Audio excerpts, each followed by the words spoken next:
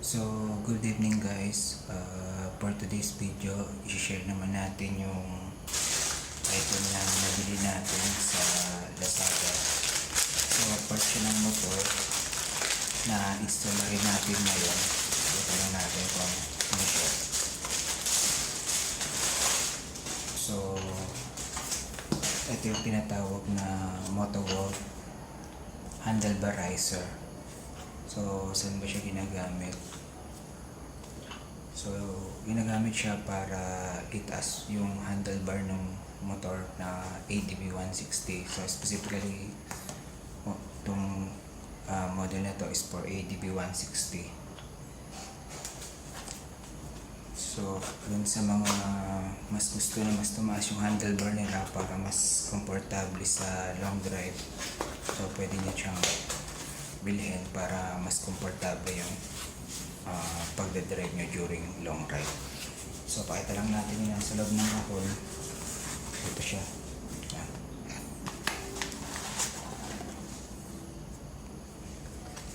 Yan. Ito yung isang part niya. So, may kasama na siyang Allen bolt. Then, isa pa. Yan. So, mag-i-increase yung stock height ng handlebar natin for around siguro mga 20 to 30. Yan. Then, ano pa ba yung nasa box? Yan. Kasama siyang yan.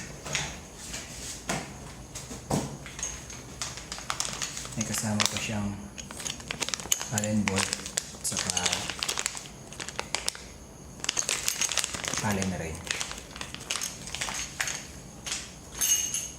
So, okay, pakita natin muna kung paano babaklasin yung stock na handlebar clamp ng ADB 160. So, na may mga ano siya, hover. So, need mo lang ng flat screw para tanggalin yung yan, yung mga nakatakip dun sa stock na mga Allen bolt niya. So, sikutin mo lang isa-isa.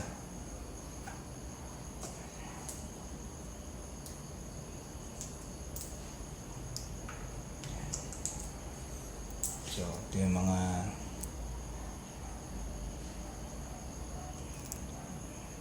tinanggal natin sa yung mga cover.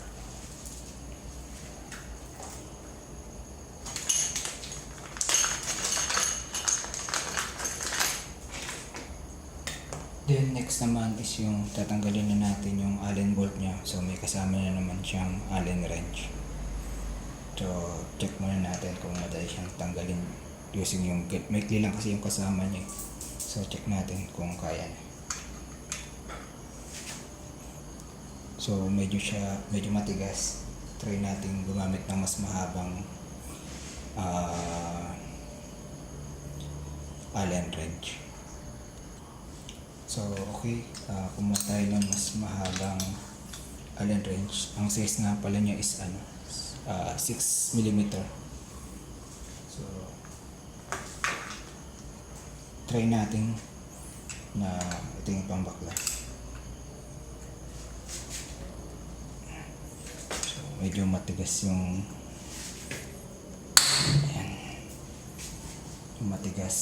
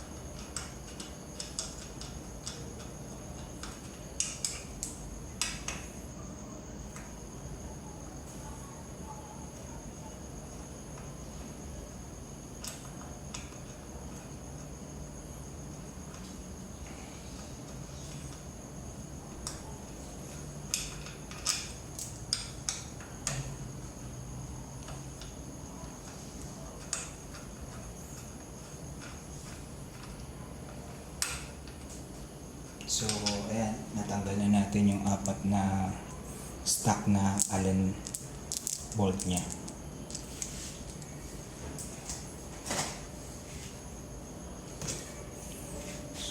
So ito yung stock na clamp niya. So papalitan din natin siya. Then ito na yung magiging ano niya. So dalawa. So pair siya. So na yung ilalagay natin na bagong clamp ng handlebar. Nasa lang natin ng konti. Yan, yan, yan. Yan, so yan. So natanggal na siya.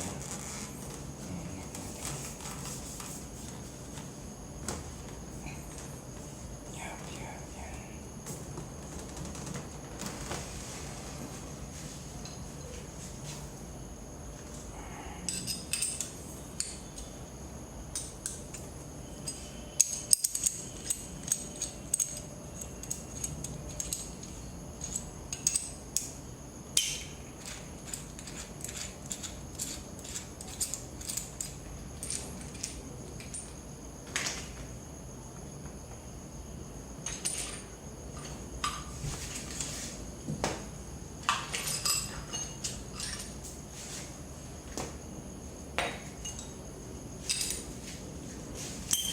So yung pangalawa, tanggalin muna natin yung Allen bolt niya. Tapos yung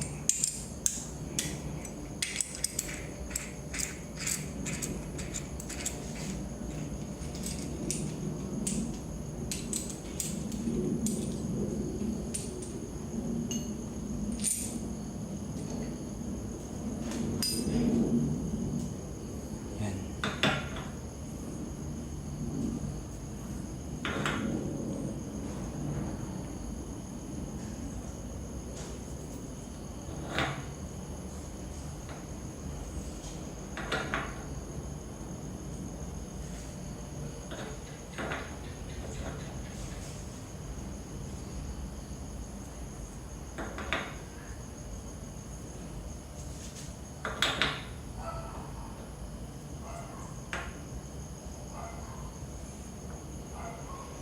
Yan. So, pwede mo siyang i-mount ng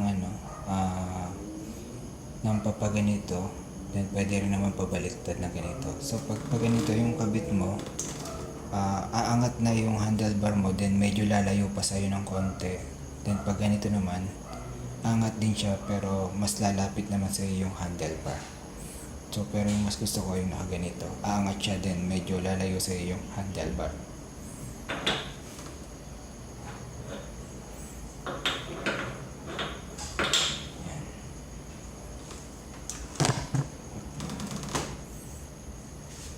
Tapos, gagamitin na natin yung kasama niyang bolt.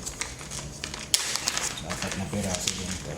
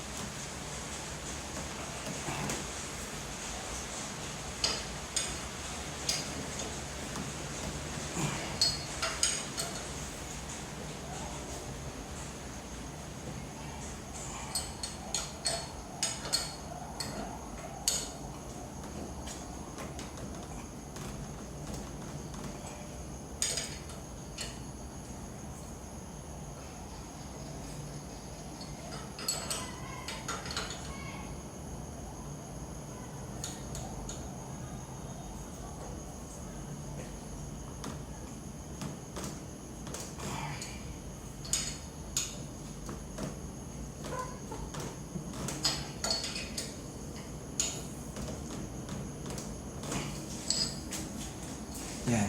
So pag nahigpitan nyo na, yung susunod naman is yung pagbabalik mismo ng handlebar. So nasa lang natin ng konti. Yan. Yan.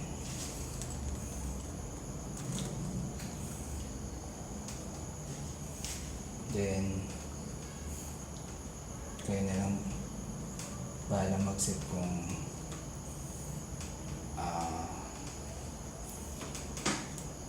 kung paano yung orientation ng handlebar na gusto nyo.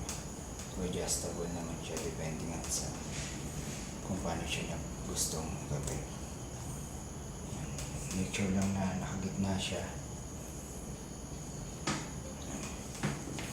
Bilang natin.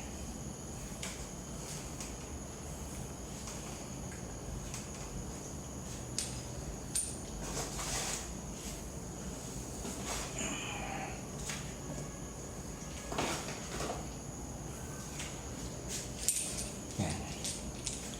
So, gawin natin yung clamp, pero hindi muna natin siya higpitan para may adjust natin dun sa gusto nating posisyon mamaya. So, kabit lang muna natin. Yan, okay.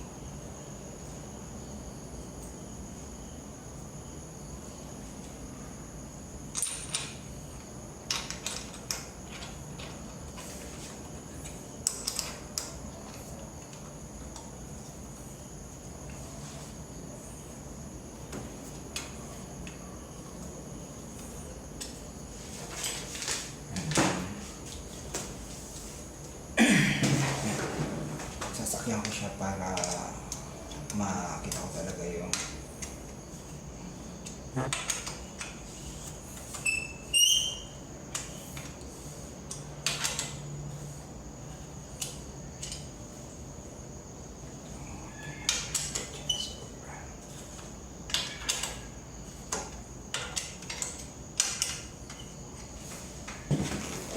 yan, lagay natin.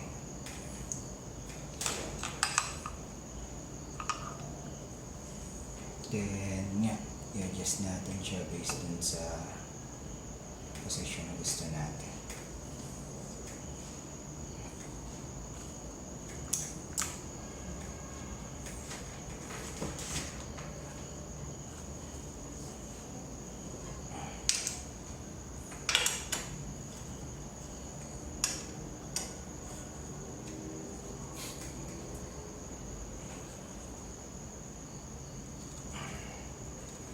Yan. Sumove. Natin.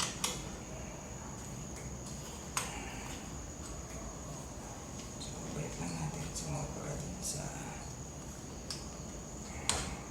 yan. So, check nyo lang.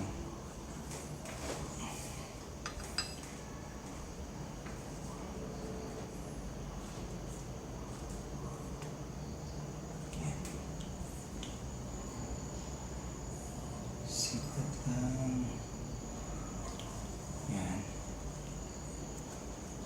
Feel nyo lang. Then, pag okay na sa inyo yung ano niya, higpitan nyo na. Check lang natin. Last check.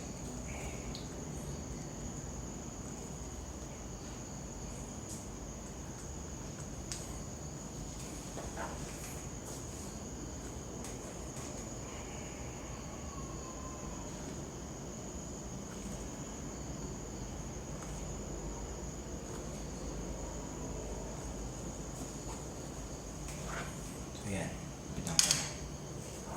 So make sure lang na pantay-pantay yung pagkakahigpit natin. Palapatin naman natin 4 na bolt, pero hindi pa siya dapat mahigpit.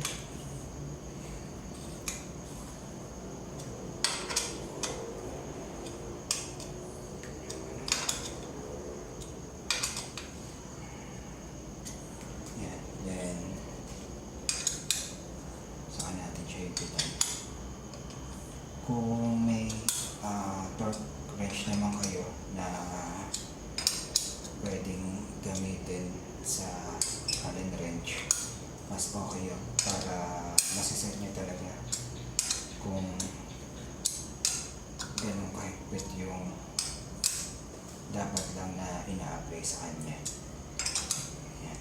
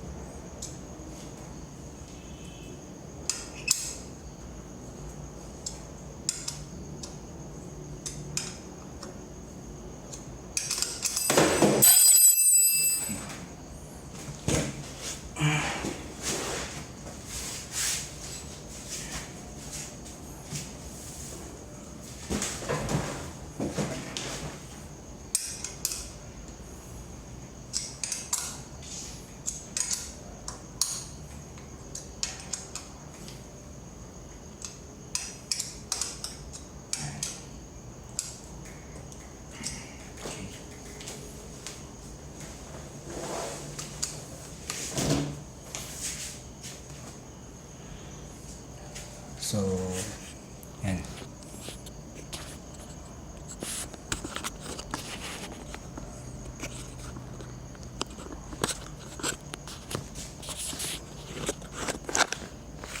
Pakita lang natin nung malapitan yung ginawa natin.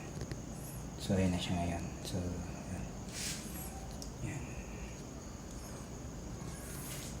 So, kung mapapansin nyo yung original na clamp niya is cover tong gitna na to. So, isa pa to dun sa mga reason kaya pinalitan ko siya nung ng ganitong klaseng pang riser. Second kasi na gagawin naman natin is gusto ko kasi is yung cellphone holder is dito nakamount sa gitna. So, ayun, natin siya ikaklamp sa gitna para sentro siya kapag naglagay na tayo ng cellphone holder. So parang ganito siya.